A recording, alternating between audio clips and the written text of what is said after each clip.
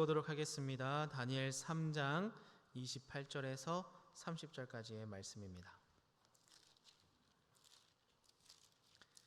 제한이 성경은 구약 성경 1235면에 있습니다. 다니엘 3장 28절에서 30절까지 우리 세 절 말씀 우리 같이 읽도록 하겠습니다. 느부갓네살이 말하여 이르되 사드락과 메삭과 아벳느고의 하나님을 찬송할지로다. 그가 그의 천사를 보내사 자기를 의뢰하고 그들의 몸을 바쳐 왕의 명령을 거역하고 그 하나님 밖에는 다른 신을 섬기지 아니하며 그에게 절하지 아니한 종들을 구원하셨도다. 그러므로 내가 이제 조서를 내리노니 각 백성과 각 나라와 각 언어를 말하는 자가 모두 사드락과 메삭과 아벳느고의 하나님께 경솔히 말하거든 그 몸을 쪼개고 그 집을 거름토로 삼을지니 이는 이같이 사람을 구원할 다른 신이 없음이니라 하더라. 왕이 드디어 사드락과 메삭과 아벳느고를 바벨론 지방에서 더욱 높이니라. 아멘. 우리 이 시간 하나님을 찬송할지로다 라는 제목으로 함께 은혜를 나누고자 하는데요, 우리 옆에 계신 성도님과 이렇게 인사하셨으면 좋겠습니다. 오전에 다 하셨었죠? 네, 엄지를 드시고 인사하겠습니다. 잘 오셨습니다. 감사합니다. 잘 오셨고 감사합니다. 여러분이 집을 설계하고 짓는 건축가라고 한번 가정을 해보겠습니다. 그런 건축가의 입장에서 봤을 때 어떤 건물이 가장 잘 지어진 건물일까요? 하늘을 뚫을 만큼 높은 건물일까요? 아니면 안전한 건물일까요? 아니면 색깔이 화려하고 외관이 화려한 건물일까요? 가장 잘 지어진 건물은 바로 이 설계자의 설계 도면대로 지어진 건물입니다. 우리의 인생도 마찬가지입니다. 어떤 인생이 참 잘 살았다고 말할 수 있을까요? 세상의 명예와 부를 가진 소위 성공했다 말하는 삶일까요? 아니면 단란한 가정을 꾸리고 평범하게 많진 않지만 소소하게 행복하게 살아가는 가정일까요? 아니면 이 시대의 한 획을 그어버리는 비범한 인생일까요? 참 잘 살았다라고 말할 수 있는 인생은 우리의 모든 것을 설계하시고 그 설계대로 이끄시는 하나님의 뜻에 맞춘 삶인 줄 믿습니다. 참 잘 살았다라고 말할 수 있는 삶이 하나님이 원하시는 삶 아니겠습니까? 그런 의미에서 여러분의 지금의 삶은 어떻게 지어져 가고 있습니까? 그리고 어떠한 설계도를 따라서 만들어져 가고 있습니까? 그 삶에 임재하시는 하나님의 은혜를 지금 충만히 누리며 살고 있습니까? 빌립보서 1장 20절 21절입니다. 나의 간절한 기대와 소망을 따라 아무 일에든지 부끄러워하지 아니하고 지금도 전과 같이 온전히 담대하여 살든지 죽든지 내 몸에서 그리스도가 존귀하게 되게 하려 하나니 이는 내게 사는 것이 그리스도니 죽는 것도 유익함이라. 바울은 말합니다. 만약 내가 산다면 나는 그리스도를 얻게 됩니다. 만약 내가 죽는다 해도 나는 그리스도를 더 많이 얻게 됩니다. 두 가지 방법 모두 내가 승리하는 길입니다. 여러분, 산다와 죽는다는 너무나 극과 극인 결과입니다. 바울은 이처럼 극적인 삶을 살았는데요, 사도로 부르심을 받아 그리스도의 도를 전하는 자로 보내심을 받은 자로 살아가는 바울의 삶은 때론 처절했고 비참했고 감옥에서 죽은 자처럼 여겨지기도 했습니다. 매를 맞아서 죽을 뻔하여도 다시 일어나 그곳으로 복음을 들고 전하러 들어가는 것이 그의 삶이었습니다. 그러한 바울이 말합니다. 산다면 그리스도를 얻을 것입니다. 그러나 죽는다면 그리스도를 더 많이 얻게 될 것입니다. 두 가지 길이 다 승리하는 길입니다. 실패가 없습니다. 주님의 길을 걸어가는 자의 삶에는 실패가 없고 모두가 승리하는 길 뿐인 것이죠. 왜입니까? 그 길을 누가 설계하시기 때문이죠? 하나님이 설계하시기 때문입니다. 그리고 하나님이 인도하시기 때문입니다. 그러한 길 속에서 하나님의 인도하심과 계획 가운데 살아가고 있음을 깨달음으로 포기하지 않고 용기를 내어 살아가는 저와 여러분의 삶이 되길 예수님의 이름으로 축원합니다. 마태복음 6장 24절입니다. 아무도 한 사람이 두 주인을 섬기지 못할 것이니 혹 이를 미워하고 저를 사랑하거나 혹 이를 중히 여기고 저를 경히 여김이라. 너희가 하나님과 재물을 겸하여 섬기지 못하느니라. 얼핏 보면 우리가 가지고 있거나 또는 가지길 원하는 것들이 있습니다. 그것을 움켜쥐고 사는 것이 내 영혼을 위하는 것처럼 보일 때가 있습니다. 우리 몸이 잘 먹고 잘 사는 것이 영혼의 만족인 것처럼 보이게 되는 것이죠. 그러나 예수님은 말씀하십니다. 그런 것들을 붙잡으면 그것이 전부라고 생각하게 된다고 경고하십니다. 여러분은 어떤 주인을 섬기고 계십니까? 어떤 것을 붙잡고 이 세상 속에서 그리스도인으로 살아가고 있습니까? 오늘 말씀은 포로 생활 중에도 우상 숭배에 동참하기를 거절했던 3명의 사람을 보게 합니다. 그들이 우상 숭배에 동참하기를 거절한 이유가 무엇입니까? 선하신 하나님이, 세상의 주권자이신 하나님이 그들의 모든 삶을 길을 설계하시고 인도하신다는 것을 믿었기 때문이죠. 하나님이 그들의 모든 것을 이끄실 것을 믿었습니다. 그러한 확신이, 그러한 믿음이, 그러한 순종이 생명을 잃게 되는 절명의 순간 속에서도 의외의 결과를, 하나님의 영광을 드러내는 결과를 맞이하게 됩니다. 오늘 말씀을 통해 우리를 인도하시며 그 길을 예비하시는 하나님의 은혜를 누리는 저와 여러분이 되길 바랍니다. 그러한 은혜를 통해서 절명의 순간에서 생명을, 이 묶임의 순간에서 자유를, 세상의 무질서함 속에서 하나님의 질서를 따라 살아가는 은혜가 우리 가운데 충만하길 소망합니다. 그러한 은혜를 누리기 위해서는 어떻게 해야 됩니까? 첫 번째로 우상을 세우지 말아야 합니다. 여러분께 질문 한 가지 하겠습니다. 여러분 중에 우상 숭배하시는 분 계십니까? 당혹스러운 질문이죠. 아니, 지금 이 구미 강동교회 성도로서, 교인으로서 교회도 잘 다니고 있고 신앙생활 열심히 하고 있고 지금 이 오후 시간에 와서 예배 드리고 있는데 앞에 있는 목사님이 뭐라고 합니까? 우상을 숭배하시는 분이 계십니까? 라고 질문하고 있는 것이죠. 참, 그런데요 여러분, 이 우상 숭배 개념은 사실 우리의 삶에 알게 모르게 깊숙이 들어와 있을지도 모릅니다. 여러분, 우상 숭배를 왜 할까요? 이스라엘 백성들은 그렇게 우상 숭배를 많이 하고 있지 않습니까? 지금 저희가 이제 민수기를 읽고 있는데 그 전의 과정을 보면 참 이 우상 숭배를 많이 하는 이스라엘을 보게 됩니다. 이스라엘 백성들은 왜 그렇게 하나님께 벌을 받으면서 심판을 당하면서 우상을 숭배했을까요? 그 우상이 참된 신이기 때문입니까? 그 우상이 참된 신이기에 높임을 받아야 되는 존재이기 때문입니까? 아니면 그 우상이 준 복이 너무 감사해서입니까? 아닙니다. 우상 숭배는 오직 내 뜻을 이루기 위한 욕심입니다. 우상 숭배는 내 욕심인 것이죠. 다니엘서 3장 1절입니다. 느부갓네살 왕이 금으로 신상을 만들었으니 높이는 60규빗이요 너비는 6규빗이라. 그것을 바벨론 지방의 두라 평지에 세웠더라.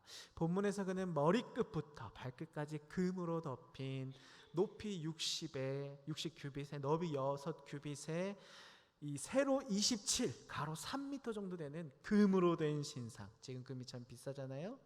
그런 보기에도 이렇게 사람들이 놀랄 만한 우상을 느부갓네살 왕이 세우게 됩니다. 지금이야 100층, 120층 높은 건물들이 많지만 당시 27m나 되는 신상은 아마 엄청 높이 솟아 보였을 것입니다. 이 하늘 높이 솟아오른 신상은 모든 사람의 시선을 사로잡았을 것이죠. 그리고 그것을 보는 사람들은 그 신상을 이렇게 우러러 보게 되었을 것입니다. 또한 바벨론의 모든 관리는 이 낙성식에 참여해서 그 신상에 경배해야만 했는데요. 낙성식이라는 것은 무언가를 잘 만들고 난 이후에 이루어지는 완공식입니다. 이 건물이 잘 지어질 수 있었던 것이 누구 때문입니다 라고 그 영광을 바치는, 돌리는 행사인 것이죠. 다니엘 3장의 낙성식도 이 신상이 잘 지어짐에, 형통하게 이루어짐에 감사를 드리는 것인데요, 그 자리에 모든 것을 주관하시는 하나님이 계시는 것이 아니라 우상이, 그리고 느부갓네살 왕이 자리하고 있는 것이죠. 본문은 이곳에서 우상 숭배의 아주 본질적인 모습을 보여주게 됩니다. 이 다니엘 3장에서만 신상이란 단어가 몇 번 등장하는지 아십니까? 10번 이상 등장합니다. 이 신상. 하나님의 자리를 차지하고 있는 이 신상, 우상이 영광을 받는 시간입니다. 여러분, 10계명 중 2계명이 무엇입니까? 너는 나 외에는 다른 신들을 내게 두지 말라. 너를 위하여 새긴 우상을 만들지 말고, 또 위로 하늘에 있는 것이나 아래로 땅에 있는 것이나 땅 아래 물속에 있는 것에 어떤 형상도 만들지 말며 그것들에게 절하지 말며 그것들을 섬기지 말라. 우리는 이 신상의 모양이 무엇인지 정확하게 알 수는 없습니다. 그러나 그것이 어떠한 신의 모습이든 간에, 왕의 모습이든 간에 그것을 만들고 섬기고 예배하는 것은 모두 다 죄악인 것이죠.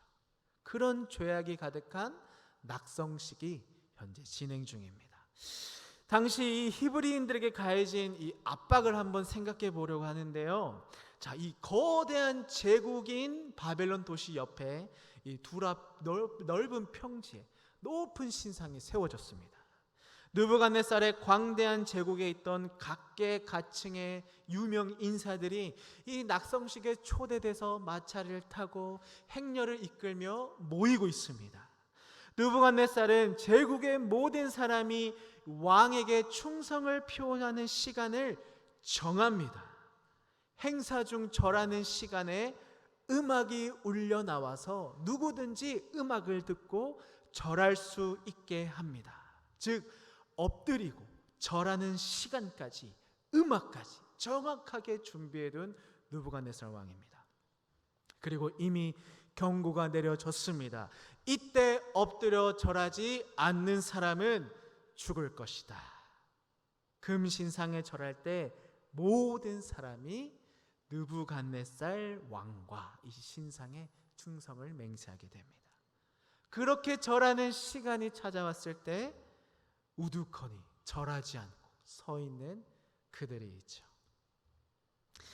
히브리 소년들이 직면한 것과 똑같은 방식으로 우상을 숭배해야 하는 상황은 아니지만 오늘날 우리에게도 이렇게 우리의 삶 가운데 아주 굳건히 서서 우리의 시선을 사로잡는 우상들이 있습니다. 그것은 바로 시간과 돈의 충성을 요구하는 이 시대의 우상들이죠. 우리는 이 세 명의 히브리 사람들과 같이 바벨론 제국을 살고 있는 것은 아닙니다. 그러나 우리 역시 이 세상에서는 포로이거나 잠시 머무는 나그네일 뿐인 것이죠. 100년, 길게는 120년이라는 인생이 우리에게는 참 길고 긴 시간, 한 사람의 인생이다라고 말할 수 있지만 하나님께는 그저 잠깐 지나가는 순간일 뿐입니다. 나그네처럼 머물다 가는 우리의 인생에 하나님이 요구하시는 뜻이 있습니다. 그 잠깐의 시간 동안 하나님이 원하는 모습이 있습니다. 무엇입니까? 바로 하나님께 순종하는 것입니다. 사도행전 5장 29절입니다. 베드로와 사도들이 대답하여 이르되 사람보다 하나님께 순종하는 것이 마땅하니라. 여러분, 참 슬프게도 하나님을 경외하고 주님께 순종하는 것은 언제 어디서나 환영받는 일은 아닙니다. 여러분도 아마 그런 경험이 있으실 것입니다. 이 신앙을 지키기 위해서, 믿음을 지키기 위해서, 하나님께 순종하기 위해서 가정에서, 직장에서 핍박을 당하고 있지는 않으십니까? 여러분 중에도 하나님과 주님께 신실하게 살고자 하는 것만으로 비판받고 배척당하고 미움을 받는 분들이 있는 줄 알고 있습니다. 그런데도 그들은 사도 베드로처럼 말과 행동으로 다음과 같이 믿음으로 선포하시며 그러한 자에게 주시는 힘과 능력이 있다. 오늘 말씀은 말하고 있습니다. 사람보다, 우상보다, 그 무엇보다 하나님께 순종하는 것이 마땅합니다. 이제 금신상에 엎드려 경배해야 될 시간이 되었는데요, 세 사람은 눈치도 없이 그저 우두커니 서 있습니다. 요란하게 소리를 지르지도 않고 잘못됐다 선포하지도 않고 그저 잠잠히 절하지 않고 서 있습니다. 사드락과 메삭과 아벳느고 이 세 명의 히브리인의 대적들은 그들을 악의적으로 비난하기 시작합니다.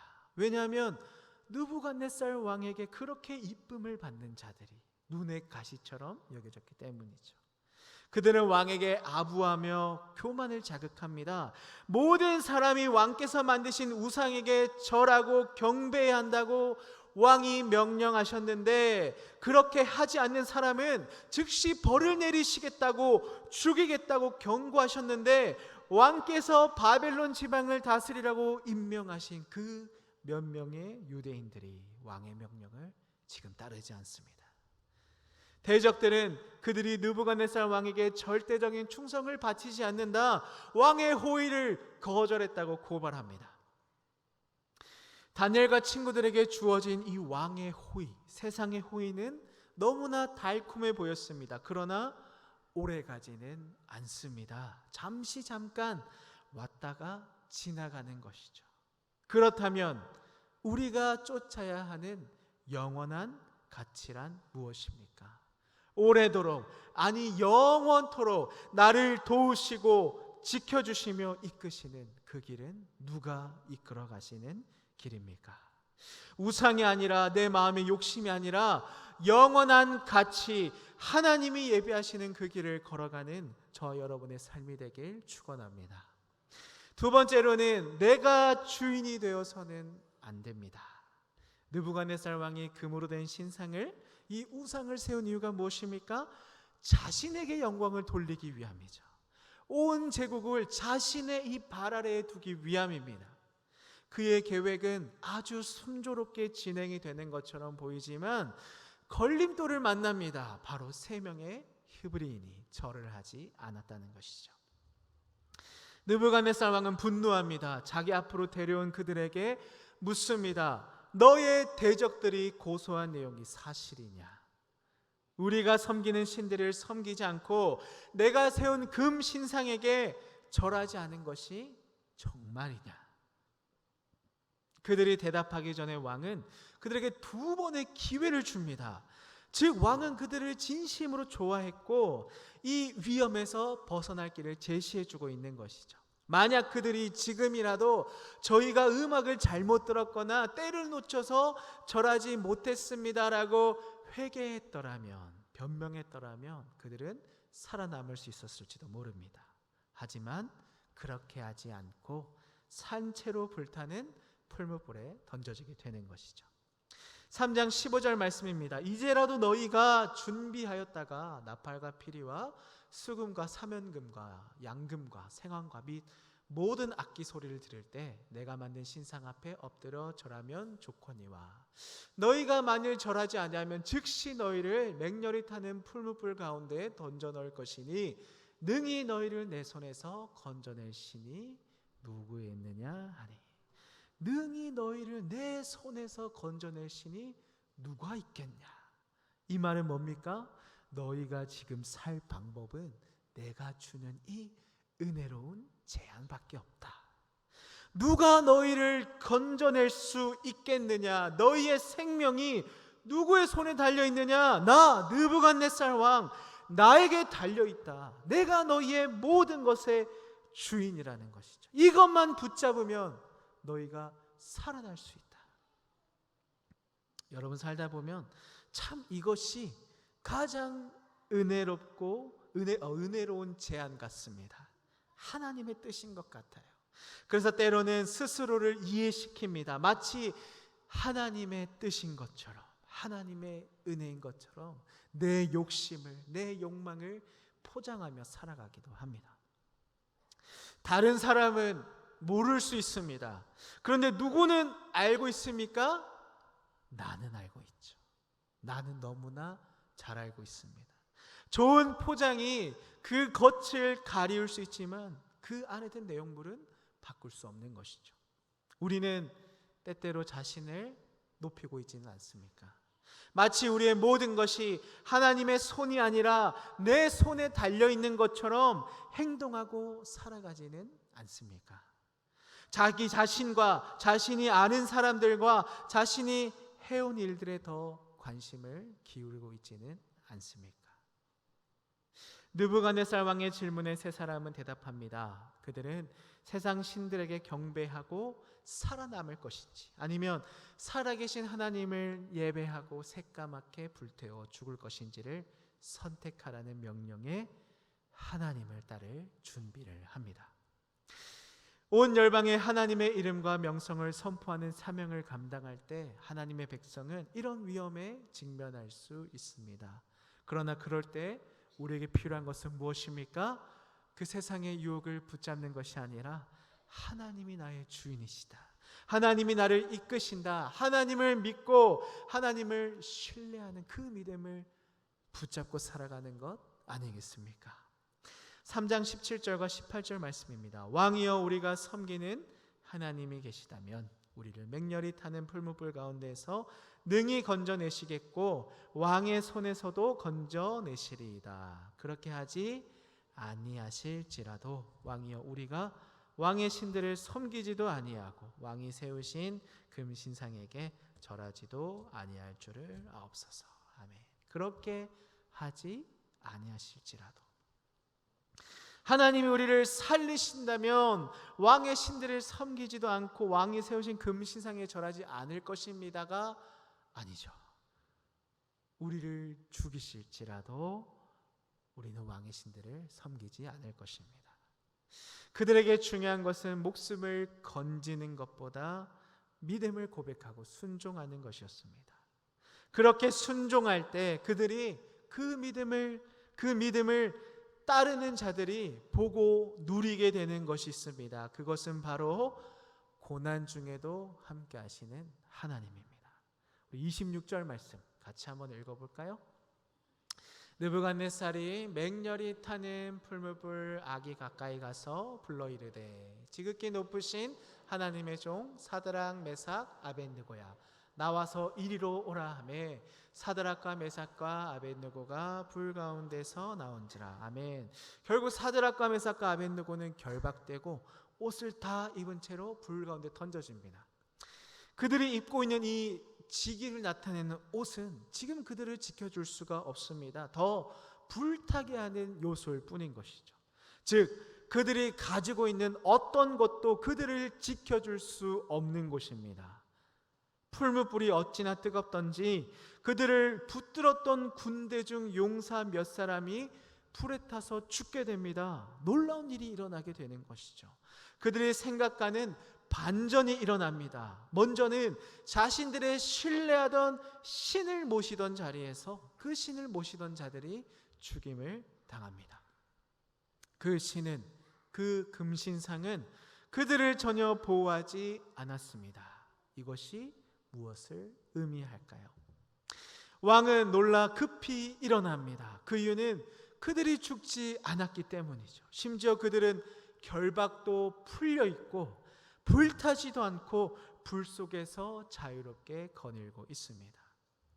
느부갓네살은 세 사람을 풀무불에서 나오게 해서 모든 사람이, 그곳에 모인 모든 사람이 불이 능히 그들의 몸을 해하지 못하게 함을 보게 합니다.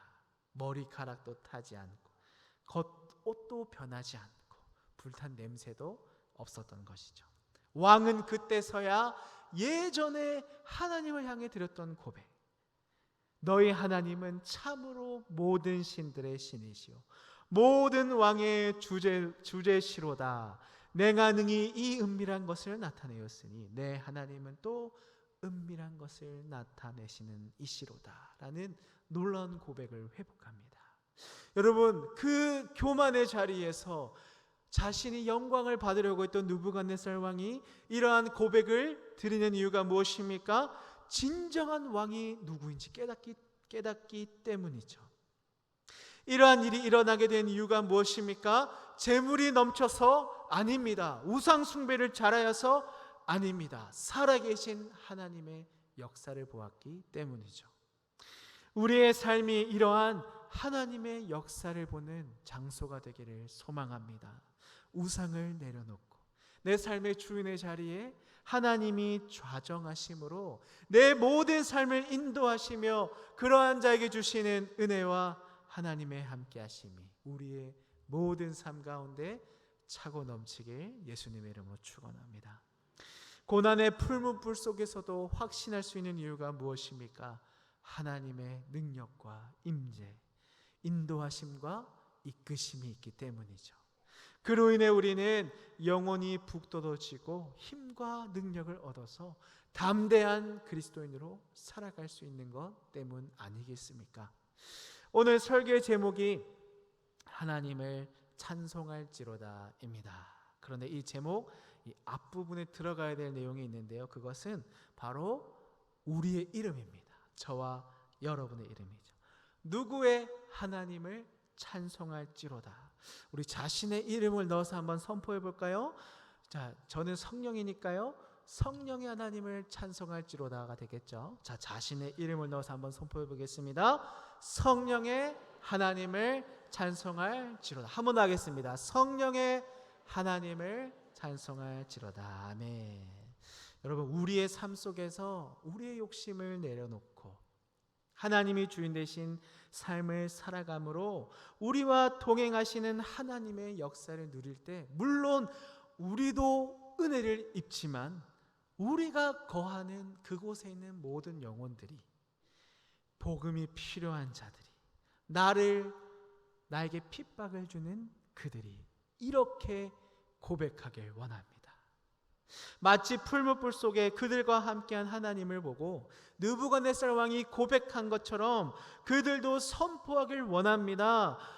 야, 너의 하나님은 정말 살아계시구나. 내가 너의 하나님을 찬송하길 원한다. 내가 너의 하나님을 찬송하길 원한다. 내가 너를 보니까 나도 신앙생활 한번 해보고 싶다. 너를 보니까 나도 교회 한번 가보고 싶다. 이번 주일에 나도 교회 좀 데려가줘. 이런 은혜가 우리 가운데 차고 넘치길 소망합니다. 이번 한 주가 이런 놀라운 능력이 일어나는 한 주가 되기를 바랍니다. 그러한 우리의 모든 삶이 되기를 바라면서 믿음으로, 말씀으로, 하나님의 인도하심으로 승리하며 나아가는 우리의 모든 귀한 시간이 되길 예수님의 이름으로 축원합니다. 기도하겠습니다. 하나님